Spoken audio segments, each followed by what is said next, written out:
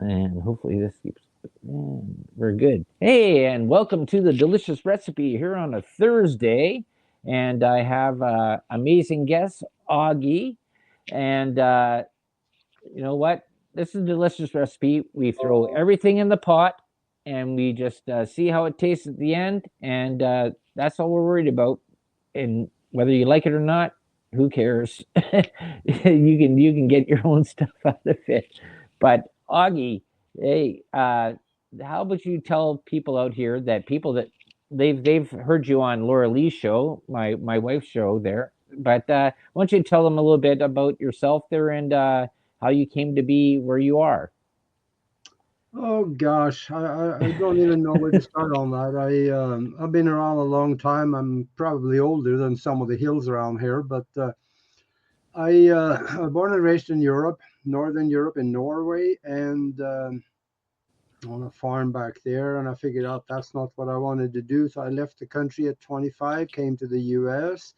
to go to flight school to become a commercial pilot, and I did that, got all my certificates and ratings, and me and a partner started a flight school, and that grew into an international air taxi and a commuter, actually an air carrier.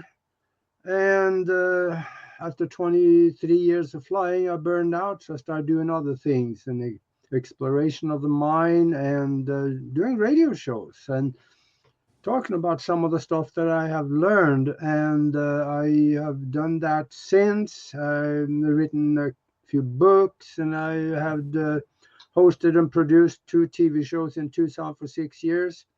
And I have many radio shows over the years. And now me and Norley Love is doing the broadcast team Alpha Show, Mm-hmm.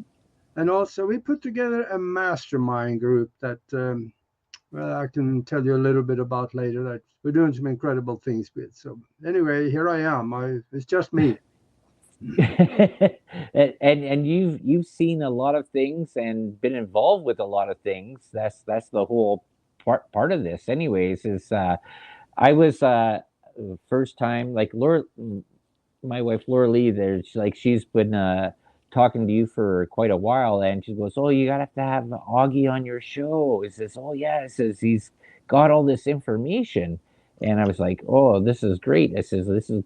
I actually know what I forgot to do. It says this is the name of the show. They're what is and what they want you to believe, and that's the whole big thing that I think that uh, comes into this whole part of shows is that maybe our history isn't what we thought it was going to be, or maybe the history is hidden from us. And there's a question I'm going to ask you later on about the Smithsonian, but your show last Monday that I was part of there and listened to was about giants, and I was talking about giants, and the giants are the big, huge. I'm not sure why it may be coming up on my feeds, but it keeps on showing up. There is that giants. There's burial mounds around there that there was people that were bigger than the rest of us, and that was not a thing that was ever talked about. Yeah, I would say first I gotta make a quick comment that people should really think about. If you think that fake news is bad, wait until you find out what history is like. Mm-hmm. Everything, just about everything that is written into the history books are either a flat lie or attached to one. Right. Because the winner of the war always writes history, and not necessarily the good guys win the war all the time. Right. So when it comes to authority, they don't really care what we think. They just do their agenda. And you brought up the Smithsonian. There is an agenda. Mm-hmm. And that agenda, or part of that agenda, is that they want to hide our past from us so we don't know where we come from Right. or what has happened in the past, what we have been involved with, how we were created, and anything to that matter is hidden. And I know there are some people that just might stumble on this show and they said, nah, if you can't trust your government, who can you trust? Yeah, good luck with that one. We got to remember that the head of the CIA under Ronald Reagan, he said one time, right at the tail end of an interview, and he said, when we wake up one day and find that everything the American public knows is false, then we know our disinformation program is working. Right. Isn't that the sort of like that Joseph Goebbels quote? There is that if you tell a lie long enough, people actually believe it, and then when people start to wake up, and this is the weird part that I think that's coming in there is that when they use the word woke, Yeah. is that you're actually not that's another lie, right? It's a part about is being aware. Maybe it should be the new thing is being aware of what the reality is. Yeah, speaking of Goebbels, actually, there's some science behind that because they did an experiment. They Mm-hmm. took 30 people and they told them the same lie for 30 days. Yeah. I forget the number, but they were somewhere between 60 to 80% that by the time 30 days were gone, they actually believed the lie, even though they were told that it is a lie at the very beginning. Right. And then his nephew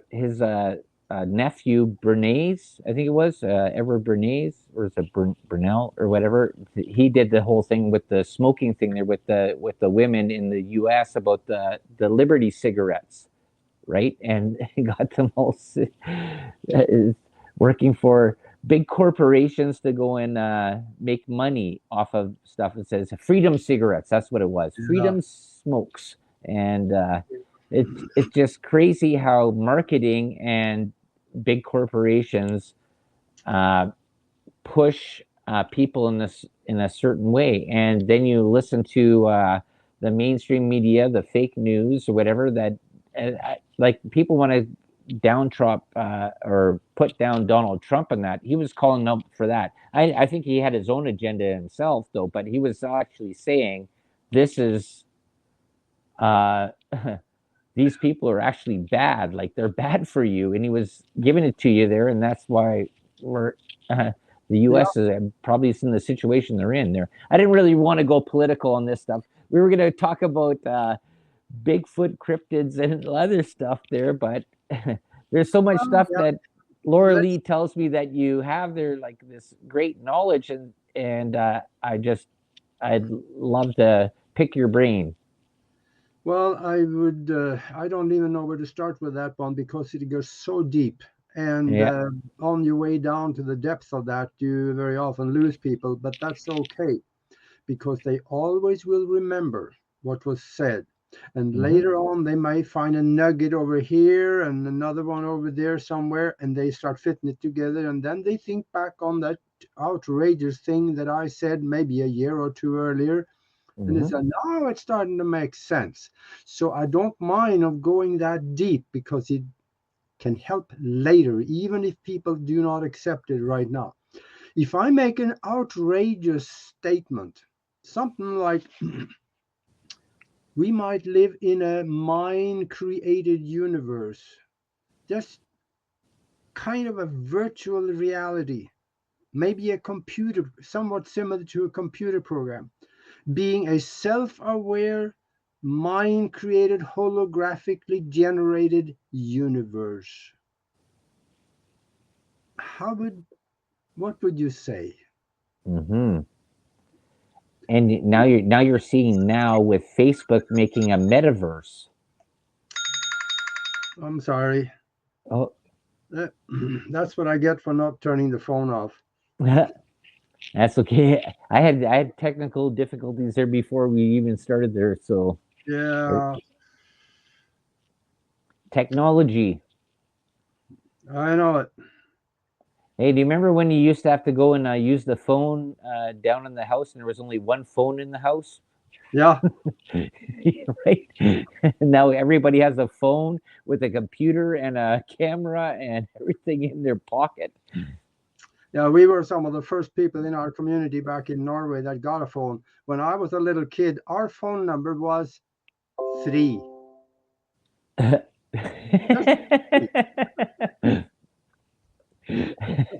I actually remember when I was just out at camp last week, camp cottage, whatever you want. It's just a extra house there, and that my mom has. So it's not mine; it's my mom's. But out there, when we built it, we were on a party line. So Yep, the phone used to ring differently for each house that went around. yep. So, but anybody could pick up the phone and listen to your conversation if they wanted to. That was sort Yeah, I know all how that worked. of, Yeah.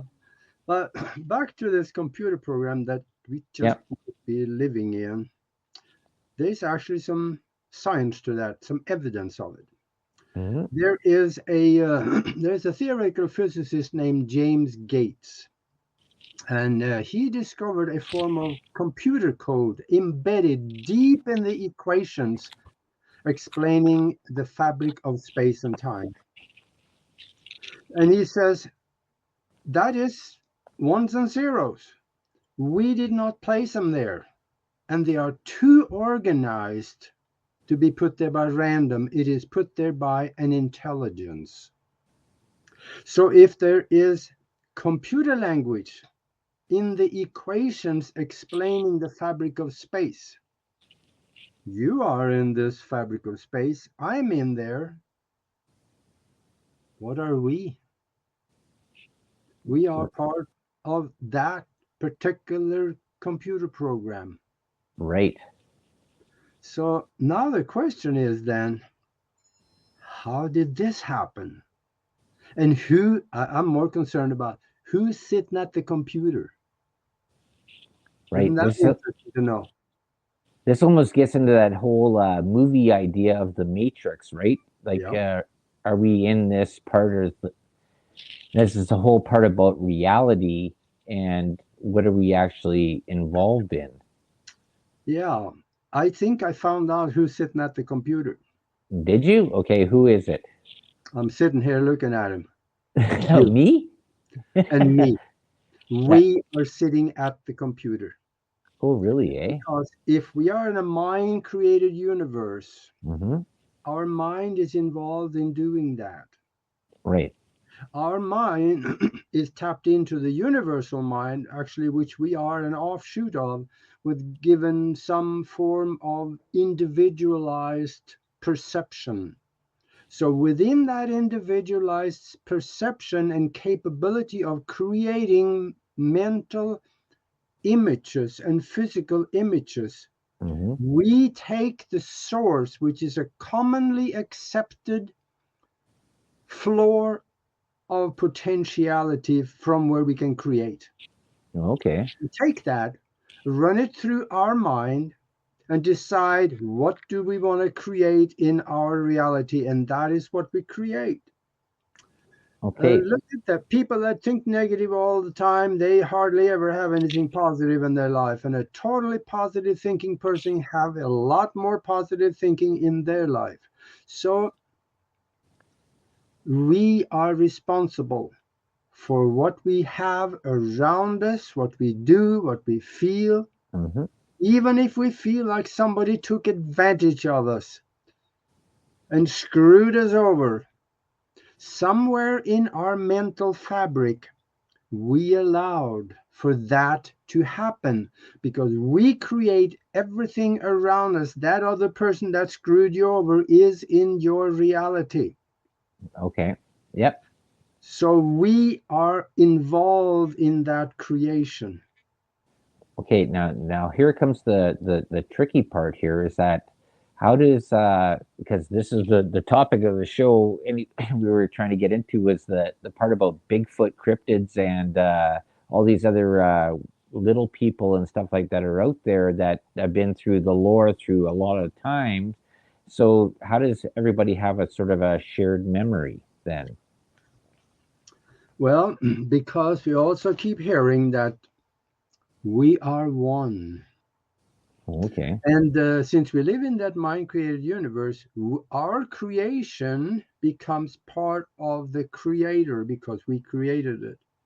And in the physical, we don't see that connection, but there's some science behind that too.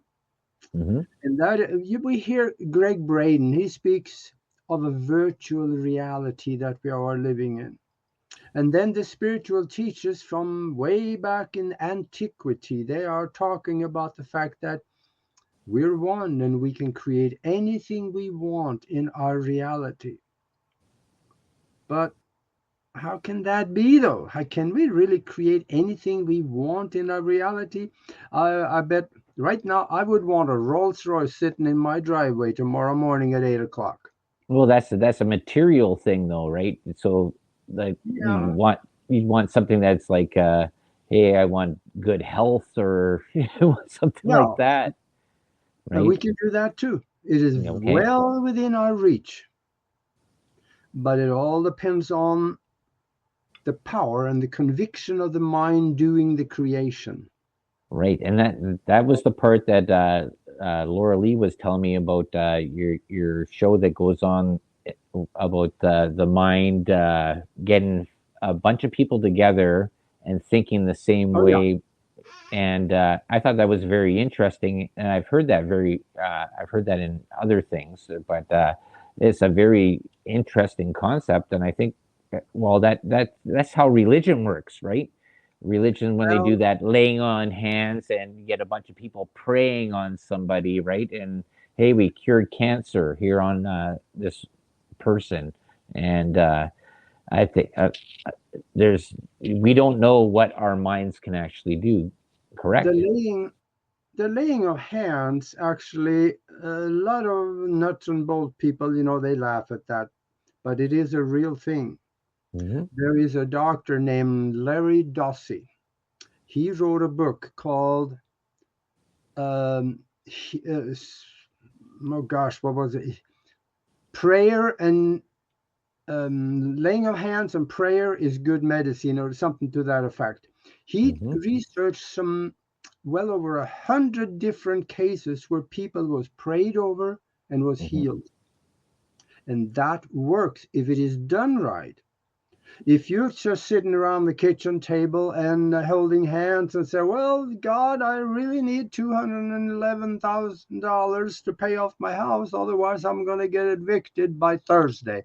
Okay, pass the butter, Martha, I'm hungry. That stuff will not go anywhere. Right. People want material things. Their prayers aren't Yeah, right. When you're talking because about energy flow and transfer, that could be something more positive that can actually be or explainable or yeah, positive, right? the energy that you're talking about is created in the mind, and here, Hmm. the the mind, the brain, and the heart Right. creates that interface with the universal mind that does the creation for you and bring it into the physical. So if we are, Did you? Sorry, there, Augie. I says, do you think that there's a lot of talk about music, or not music, or tonal and vibrational stuff there? That's why a lot of stuff in history has been about certain songs and tones and humming, and like the Chinese have that, the Tibetans do, where they do these deep uh, tones. Even in Australia, where they do these uh, vocalizations to create energy. Do you think that's part of it, maybe, or maybe a that's miss? that's the result of it. Okay. And see, I mentioned the mastermind before. The definition of a mastermind is when two or more minds are united in harmony, they create a third mind. That mind has the potential mind power of the two or more of them multiplied by each other. So if 1,000 people get together, concentrate in visualized images with emotion and feeling and directed towards a certain thing or concept, they can affect that thing or concept at a distance just as well as one mind that is powerful enough. But if you have many, it becomes stronger. A good example on that is one of the best. We have done some things too when we have bent the laws of physics. and done things that should not happen, but it did. But Hmm. right about, I think, 1997 or so, Art Bell on his radio show Coast to Coast AM, he Yeah. did a mind experiment where the Texas was burning up because it hasn't rained for about 4 months or so, and there were brush fires everywhere. Cattle was dying because there were no water, and all kinds of trouble down there. So Art Bell asked the listening audience, visualize rain over Texas. I was listening that night and I participated. During the rest of that night and the next day, there were thunderstorms all over Texas. There was rain. There was the rain become, cattle got water again, and the brush fires went out. Hmm. And the weather forecasters came out and said, we are dumbfounded because this should not have happened. There were no moisture in the computer models anywhere that could create this rain, but it Hmm. happened. So they didn't understand. I did, because our mastermind of 15 million people created that rain. I probably believe that there's a prop Yeah. that's probably an occurrence that happens at the end. But you know what? The one part is though now you'd have I'm going to go on the skeptical mind is because Dubai can create rain every week, and they say that technology is about 50 years ahead of us that we know, and so out of that part there, I would go. It says I believe energy is. I totally agree with you. It says I think energy helps do things, and you can create things with that. But how do you think that technology might be influencing stuff? It says, hey, well, we'll just go and push some rain over here, just so these guys believe that what they're doing is right. Just for the non-believers to get the other side of it. Oh, absolutely. They've been manipulating the rain since back in the 1960s. They did that in Right. Vietnam.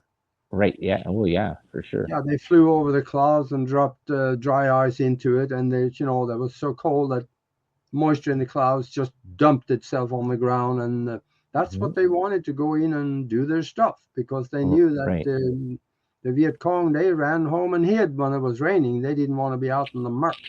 Yeah. So no, they've been doing that, and right now the HARP technology, they have them now.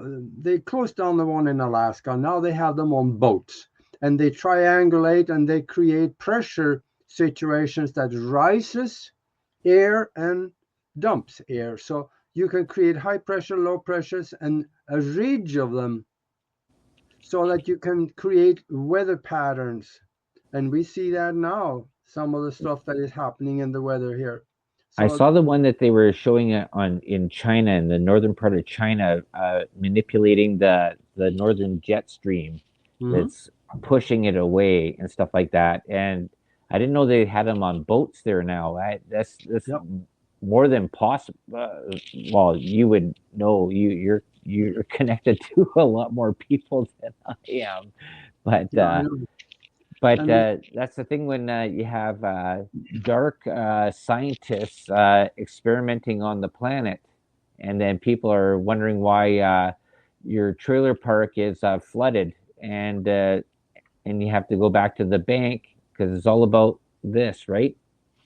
yeah, yeah, that's what it's all about. Well, at least in the Western world. Yeah. Well, So, it's across well, everything now. They want globalist, right? It's a yeah. global. They want to push it that direction. But this mastermind is pretty simple to create. Oh, And yeah.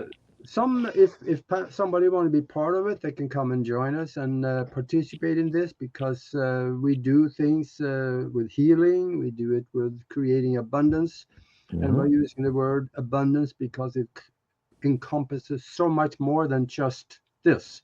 Right. Well, you're And looking for like a spiritual and energy abundance, yeah, correct? To yeah. Then I thought it was actually awesome. I really enjoyed the show yeah, I watched. It was great, and I yeah. encourage anybody else to go and listen to it. It was really good. That was an educational thing. You haven't even seen the mastermind yet. That's on Mhm. Sundays, so you just come and visit on that one too. But what people can do to join minds like this and become a lot more powerful than they are by themselves. Because when you create that mastermind, it becomes an energy. It's not just a thought anymore. It is an energy that can alter physical reality. And we've done a lot of that, and we have some of that on our page. But you send us an email if you want to be part of this to themastermindconnection@gmail.com. themastermindconnection@gmail.com. And for those of you that are still running around trying to find a pen here and a piece of paper, you should have thought, when I talk, you always need that. And So let me just go one step further and tell people how they can create a mastermind in their home, because the most powerful mastermind is the one when there is unity of minds, there is peace, there is harmony, and there is a common acceptance of what we want to have to happen. That is often in a family. When a family can, let's say, if you have a family of 2, that's good. That's okay. You can create a mastermind of 2. It is more powerful than 1. And when you decide what you want, that is very important.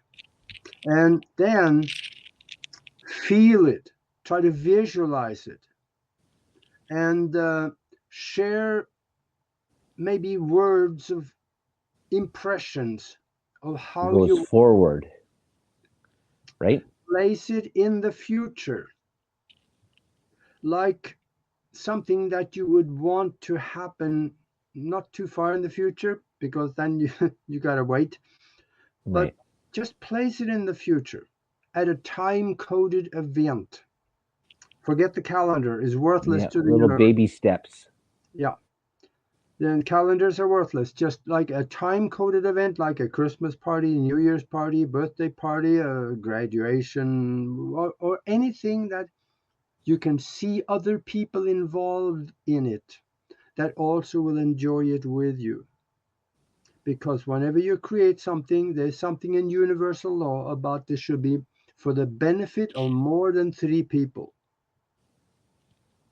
So Okay, now, there's the key. Now you got 3. This is a key 3 that's been all through history, right? yeah, there's something about that 3. And now you go back and visit that thing you created in your mind every day, every time, maybe several times a day if you are really bent held on getting it.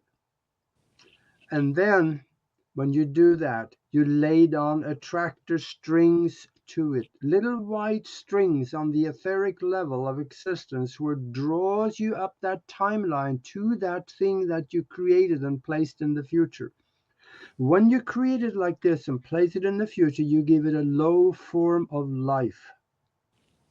This thing you placed in the future, it is there. It is real on a higher level of existence. So now you can go back and forth and you start drawing it back to you into the physical. In the meantime, it will help if you start doing also everything you know how to do to help the universe bring it to you. Start looking around for people that can maybe help you do it. Right, setting goals. Yeah, goals in the form of people and situations and things to open up for you, doors to open. Strange things happen. It may come from a totally different angle than what you expected it to come from. And don't put too many limitations on it. And also, if you are looking for a creation of resources, try to put into your, let's say that you want to put into your image family involved and family being there enjoying it, so that your grandfather don't have to die in order for you to create these resources. Right. You're not waiting for an inheritance. In the image that you have. Yeah. Yeah, I think that's perfect. Like, hey, just look forward towards what you want Yeah. and make that possible, and take resources that you need around you that are not take, but welcome in resources that are going to help you to reach your goals. Yeah.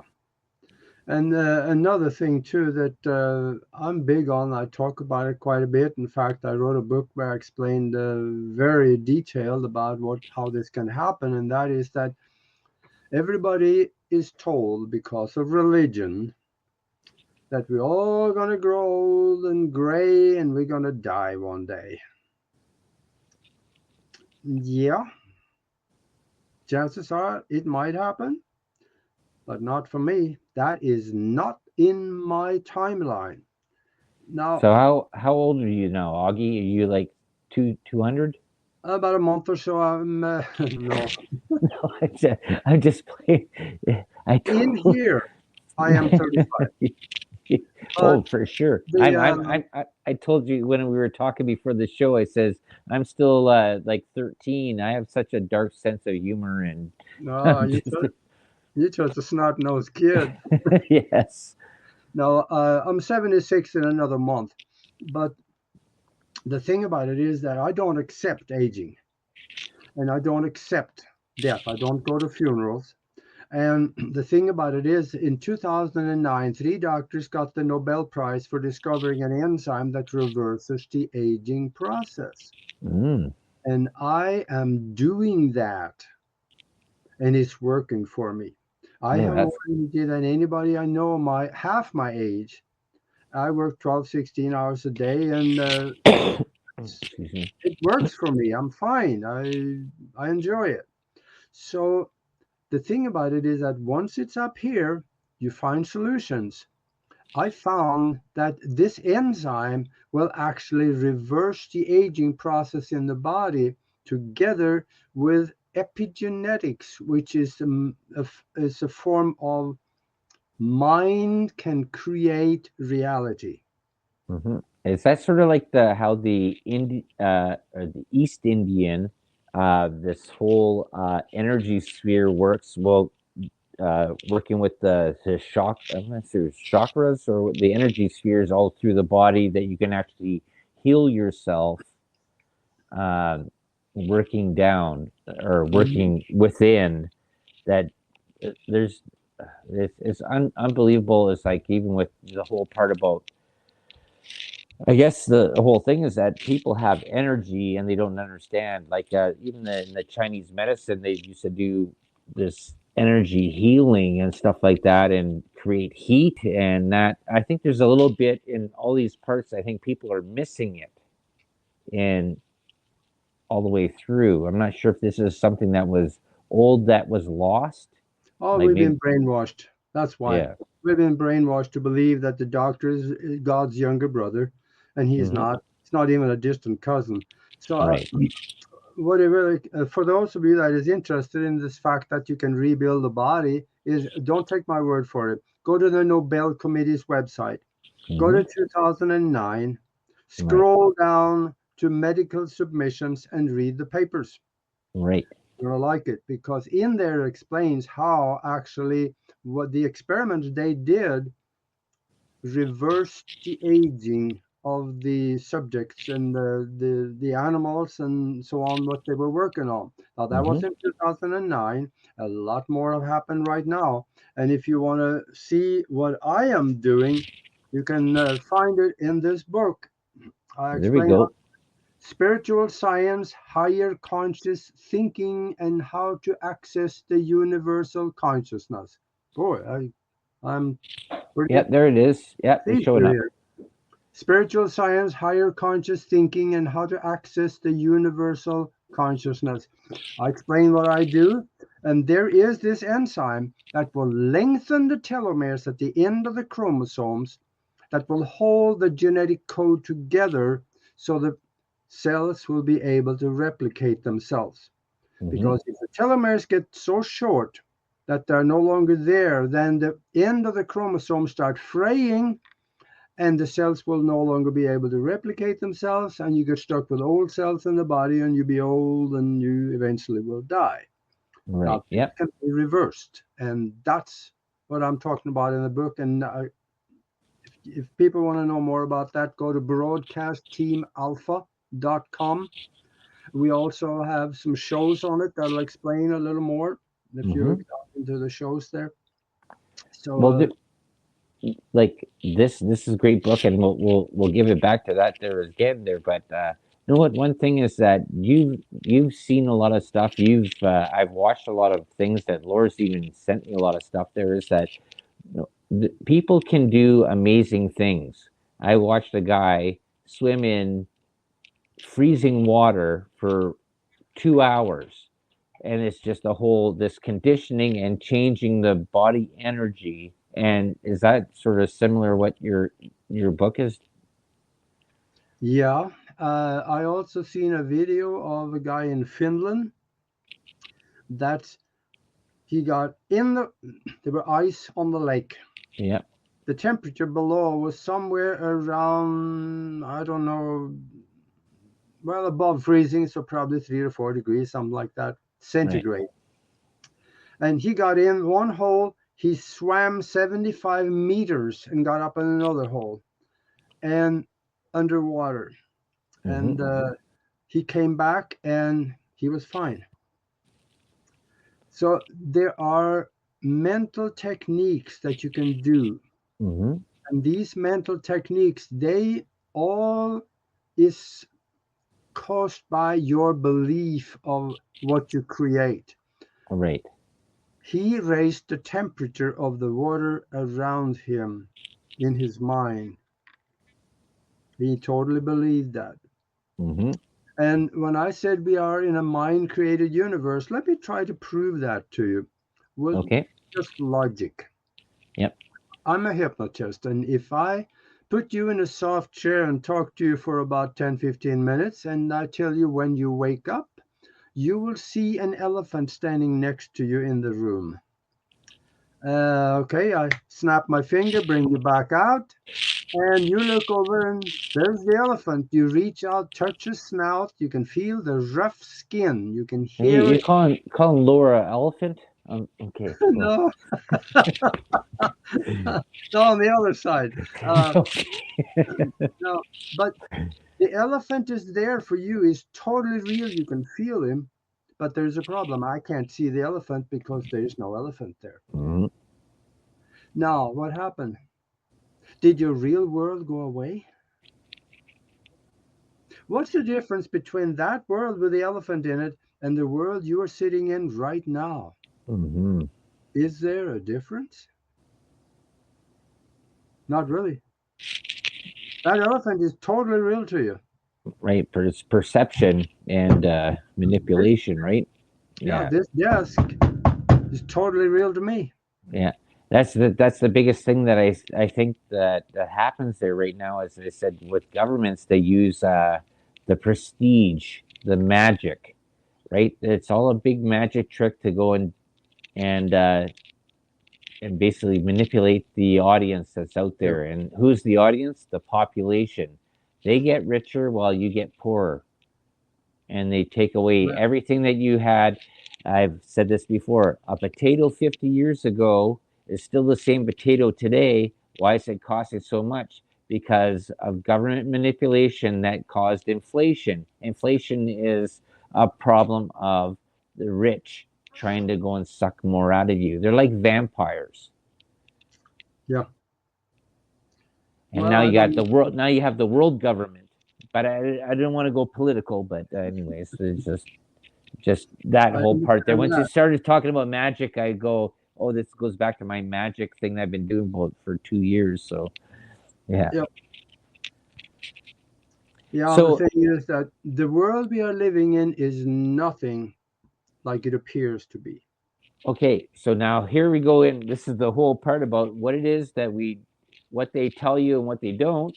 It said, so where does Bigfoot, cryptids, little people, and all that fit into this? That has been in the lore for thousands of years. Well, we have the physical evidence of that they exist. Right. Yep. We have, in fact, it probably is about 3 to 4 years ago now that they found there was a rock that they found in Antarctica, Hmm. and it had a crack in it. So somebody broke it open, and inside there is a fossilized human skeleton that is 11 inches tall. It's perfect human skeleton Right. inside that rock. That's amazing. And then again, we have bones showing that there are people that have been 9 foot tall. I just did one of those in the mastermind. Yep. And we have 12-foot tall people that we've found in mummies. There's pictures. I got 5,000 unbelievable pictures on Broadcast Team Alpha of things that shouldn't exist, but it does. Hmm. And then we have parts of a human skeleton that belonged to somebody that was 32 foot tall. Right. And we have footprints in rock that is, uh, it's of length that will belong to a person that is about 34 foot tall. There's one in South Africa. Right. So these things do exist. And then, of course, there are other things that is bigger. Hmm. There are stone formations that look like heads or bodies of people that might have been hundreds of feet big. So these things do exist. There's no way to get around it. Science, as we know, has always tried to explain it away that, gee, that's a great coincidence. Yeah, well, the church wanted to say is Nephilim. There was giants. They put it in the Bible. Then you have these other parts there that you got in East India. There was the jinn. They were magic that they lifted things. Hey, maybe all this stuff can be true. Even the part with the little guy that has the gold, the leprechaun. They wanted to go in. That was part of the church saying that the Irish were tiny people that carried gold around, but they were actually big people that were a fierce force. It was a whole disclaimer, or not disclaimer. It was a whole thing that belittle these people, and that's the part about history, right? Whoever is, you said this at the beginning. I've said this to myself, is that whoever is in control writes the narrative of the story. And Yeah, now we're in the time there right now, they're trying to rewrite history again. yeah. And I think history is so important. Like, I hated history in school because it was so dry, but I've been soaking it up for 20 years going through stuff, and I trying to find the real stuff, right? We are doing five segments of the real history of the universe and our solar system and the Earth on the mastermind. We're done with the second one now. We're going to the third one next time, and that explains an awful lot of the things that we're not supposed to know about. Mm-hmm. And besides that, it's if we look at history, we can look back. We know something isn't right because Mm-hmm. the winner of the war always writes history, Right. Yeah. and not necessarily the good guy who wrote it. Mm-hmm. Oh, that's totally correct. That we've seen that in how. Well, there was a part there. I watched a documentary about this. Says that when they do archaeological digs, they only go down so far till you hit a certain layer, Yeah, and then another person went down a little bit further. And says, "Well, what's all this stuff?" Oh, don't talk about that, right? yeah. So this okay. So here comes the question: who started the Smithsonian? That's been around for some 170 years, a very long time, and it was started as a museum, and of course it still is, but it's a Is lot of. it part of the Queen of England? I don't know about that. It's an American, or should I say now, it's a corporate institution under the corporate United States. Okay. So Yeah, so I don't know if she had anything to do with that. I don't know that. I know I hear that, but I'm not necessarily buying it. Mhm. It could Because be. there's a lot of stories about even all these archaeological digs with the giants, that these giant mounds, and they're finding these huge bones, and the Smithsonian comes in and they just take everything away and it's gone. So Yeah. who's doing that? Smithsonian got sued about 2 years ago, 3 years ago, and they lost the suit. The suit was about somebody that wanted information about all the giant skeletons that Smithsonian has extracted from around the world, Yeah. brought to Washington, and destroyed. Hmm. They have pictures of them. They wanted those things and they wanted the actual artifacts as well. And Smithsonian, they defended themselves saying that, well, we don't really have anything. Well, they were proved otherwise as liars in the court. And the Right. Supreme Court ruled that you have to release the information to whoever asks for it. Hmm.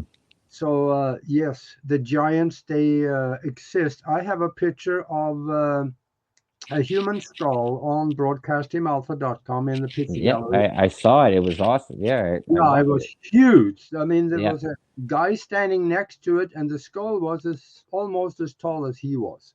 Hmm. So that would explain a lot of things that are in history, like how these big, huge stone structures might have been built. Maybe that's just speculation, theory out of that part there. But if we're fine, like I think the last documentary I saw that somebody had done that there was over 3,600 mounds found in the U.S.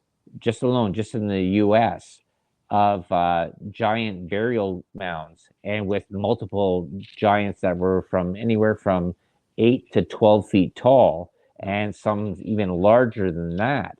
And you have to just sort of shake your head and go, okay, well, why wasn't this ever taught in school? Yeah, I know. And also think about it. In school, they mold your mind the way they want you to be later Hmm. as an obedient servant Yep. of the master, which they think is the government and corporations.